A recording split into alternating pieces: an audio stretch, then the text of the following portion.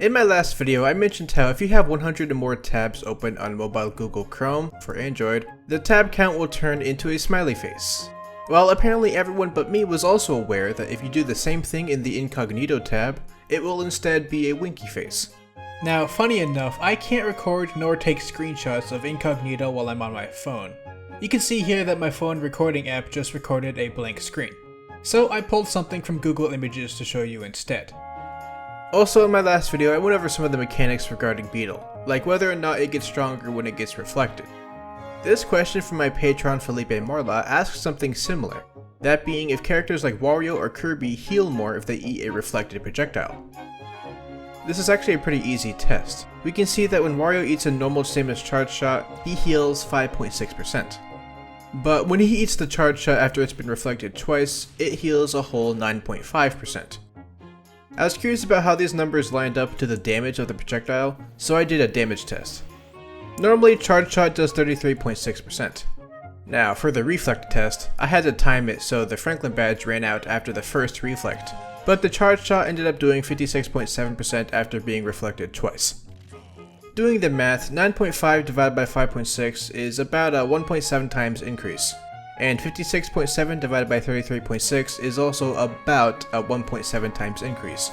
So the conversion rate seems consistent and based off of damage. Now this is where I get into the tangent section of these tests. See, I also tested things that hurt you when you eat them, like explosives. The Bomb Chew here dealt 3.6% to Wario when eaten. However, when it was reflected, it still dealt only 3.6%. So reflecting it didn't necessarily make it stronger here. But here's the thing, oddly enough, all explosives I tested dealt 3.6% to Wario. Weaker ones, stronger ones, the damage of the self-explosion seems to be static. I then got curious about the hitbox that appears when Wario swallows an explosive. For the Bomb Chew, the explosive hitbox does 13% the same as here. And when it's reflected, it still only deals 13%. But, oddly enough, the amount of damage the explosive does isn't necessarily static. You see that the Bomb Chew was locked at 13% even when reflected, but swallowing the blast box deals 15.6%. So it's a weird number of factors here that aren't necessarily mutually consistent. I did these tests on Kirby, and while the self-damage he takes from swallowing an explosive is also static, at 6%, as it turns out all of his healing is also static, at 1%. I tested a lot of things with varied amounts of power, and every time he healed it, he only healed 1%. However, we can see that Kirby holds onto the charge shot when he swallows it. When he spits it back out, the star does 26.4%.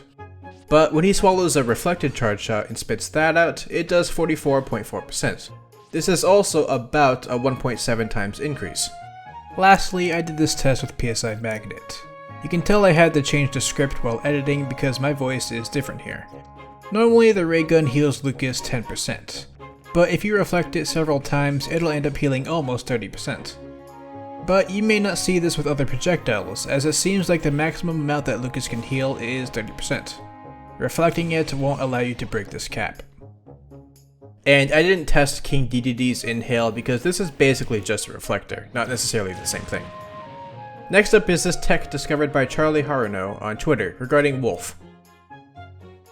I think we all know the basic mechanics of this game by now. Every character gets at least 2 jumps. One of them is to leave the ground, and another is to jump in the air, called a double jump. This double jump is signified by a ripple effect that appears below them, like when you drop something on water. Oh, and when a character cannot jump anymore, a very faint smoke effect will follow them as they fall. I don't blame you if you struggle to notice it, but trust me, it's there. Knowing all of this, watch here. If you look back, do you notice how after I do my double jump, the following jump also has a ripple effect under it?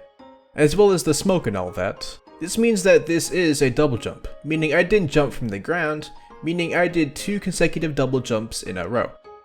I tried to do this in the frame by frame mode to make it easier to visualize and execute, but for some reason I don't think it can work here. I don't entirely know why, maybe the game just doesn't get fooled as much here. It's hard for me to give an explanation on what's going on. What I do believe is that the existence of the ground is necessary, as I believe you need to be really close to the ground for this to work. I guess the game may be bugging out with whether or not you've landed or something along those lines. So the first shine jump I do isn't mandatory. You can see here I get it to happen by just jumping off the ground normally. I just like to start off with the shine jump because it helped me with the timing. Now, I'm not entirely sure if you need to use shine either. Wolf's other moves are too slow to really get this to happen after a double jump, but this strategy by Prospect Rose is very similar, and it involves Corrin. Basically just quickly full hop, double jump, and use side B. And you should have enough time to jump right again before you hit the ground. Once again, you'll see that this is a double jump, despite the fact that I use my double jump over there. And I have yet to hit the ground. This one is a lot easier to pull off than the wolf one. However, I can't see you being able to do this multiple times. I'm going to link the Twitter thread by Prospect Rose in the description because they show off some clips of similar things happening. From what I gather, what needs to happen is that you're using a special move, and the move cancels very close to the ground after a double jump. There's a clip where something like this happens with Sheik, and it's actually off stage too, but I believe the platform here may act like a ground of sorts, maybe? It's all very wonky and honestly really hard to test.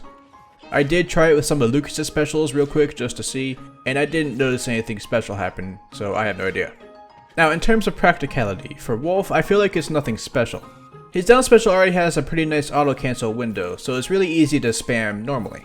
I don't really see much of a use for it to be pulled off consecutively, but it could be good to use just as an extra double jump for an aerial or something. Now for Corrin, I think this could be pretty nice actually. An aerial pin is a good offensive tool, but it does have some landing lag. By incorporating this second double jump, you can negate any landing lag by simply not landing. And for other characters, I still have no idea. I figure by at least getting this much knowledge out there, other folk may be able to test or research how this could be applied to other people. I'll update y'all if anything major gets found out, but for now I think this is still pretty cool. And if you get good at the Wolf Infinite Double Jump, it's definitely a good flexing tool. But the Infinite Shine Hopping gives you no tactical advantage whatsoever. I'm trying to be able to do it, but I'm not quite there yet. Another thing I'm not quite at is 100,000 subscribers. I'm actually getting very close, I'm just about at the 90k mark. But I figured this is a good time to really push this milestone. Reaching 100,000 subscribers before my birthday would be absolutely incredible. I've got a few things in the back that I have planned for when I reach that milestone. But for now, if you haven't already, I'd really appreciate a subscription, assuming you like my videos of course. And if you're already subscribed, I greatly appreciate your support on my videos. And speaking of my videos, my last Smash video was a video essay about my opinions on Final Smashes. Controversial it seems, but so it goes. To sort of ease that flame I guess, let's go into a lot of Final Smash facts, to view them in a better light, shall we? So let's start with this fact by Modern Piranha regarding cutscene Final Smashes. Hero's cutscene Final Smash is nice and all, but it does last about 8 seconds total. Let's say you think his cutscene is super ugly, and you barf every time you see it.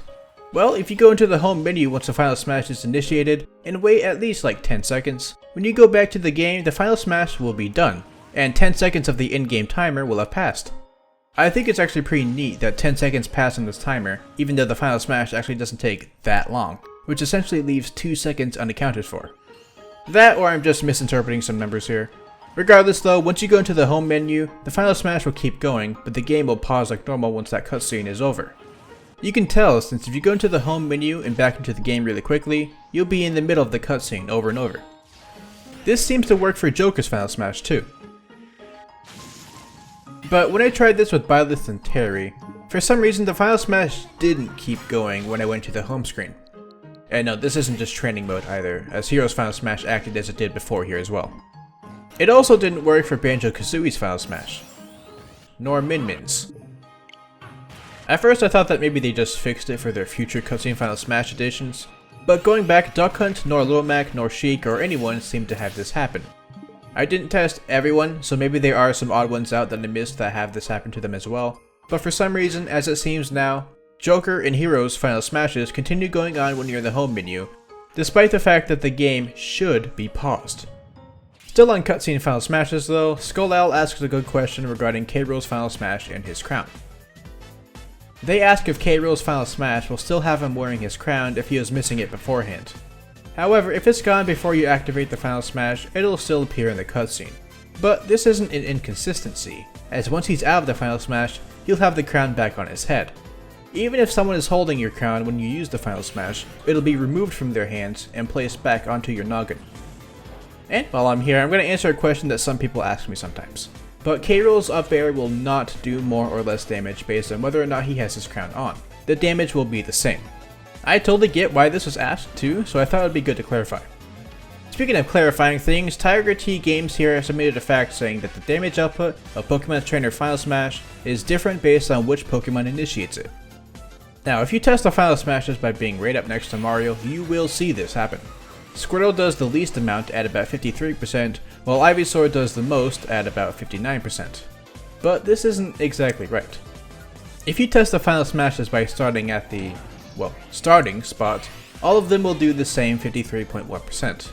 So I believe all of this extra damage with Ivysaur comes due to hitbox shenanigans, and how Ivysaur is, I guess, closer at the start, allowing the attack to do more damage. If Charizard rolls behind Mario here and then quickly initiates the Final Smash, you'll see the same damage output as Ivysaur beforehand. So really, no, the damage the Final Smash does isn't different between the Pokemon. However, their hurtboxes are, which I guess seems to influence how the hitbox interacts with the opponent in situations like these. Speaking of interactions with the opponent, @VB_Persona has given me a good fact about Joker's Final Smash interacting with Shulk. That is, if Shulk has Shield Monado activated and then gets hit by the initiating attack of Joker's Final Smash, the Monado art will be forcefully deactivated. Look here, normally the initial hit does 3.6% and the total damage is 52.8%. When Shield Art is active beforehand, the initial hit will deal 1.8%, meaning the Shield Art worked for this, but the total damage is 51%, meaning everything else was normal, meaning the Shield Art was actually cancelled. The submission said this was because the all-out attack in Persona 5 only happens when the opponent is left defenseless, which is a nice line of logic, but I'm not quite sure that's what they had in mind here. That's because the same thing happens when Shulk has any Monado art active. It's a lot easier to tell with the Buster art too, since this lasts a lot longer than the Shield art, and should have hypothetically lasted throughout the entire Final Smash. Any Monado art Shulk has activated will be removed after the initial hit. I tried it out with a few other cutscene Final Smashes, primarily with the Buster art because that's the easiest to see due to the extended timer, and nothing out of the ordinary happens here. So it seems like this is a pretty unique Joker thing, which I think is neat. Joker's Final Smash didn't seem to remove Hero's spell buffs though, so keep that in mind. Lastly for this video, Brio has given me a really cool fact that gives Final Smashes an even greater punch. That is, when you activate a Final Smash while holding the bomber will still technically be in your hands throughout the duration of it. What's interesting though is that the self-destruction timer is also still active. So if you time it right,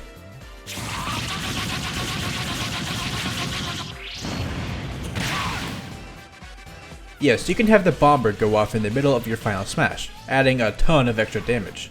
In some cases, this extra damage allows the Final Smash to KO opponents at 0%.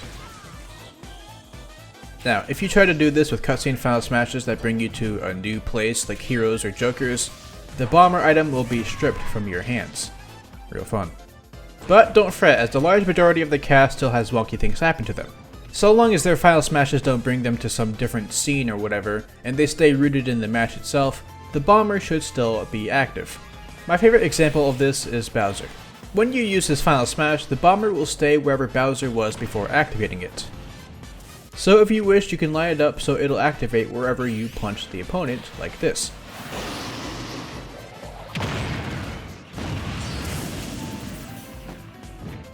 Now, a lot of Final Smashes end up being a bit useless in this regard. With Jigglypuff, the bomber stays on her model, but doesn't necessarily get larger, so that's a bummer. Ganondorf's Final Smash is really fast, so the timing is a lot more difficult, but the extra damage is nice. And with Sonic's Final Smash, the bomber follows his model around, and will explode in a practically random spot, which can be goofy, but let's face it, Sonic's Final Smash is terrible anyways, so, you know.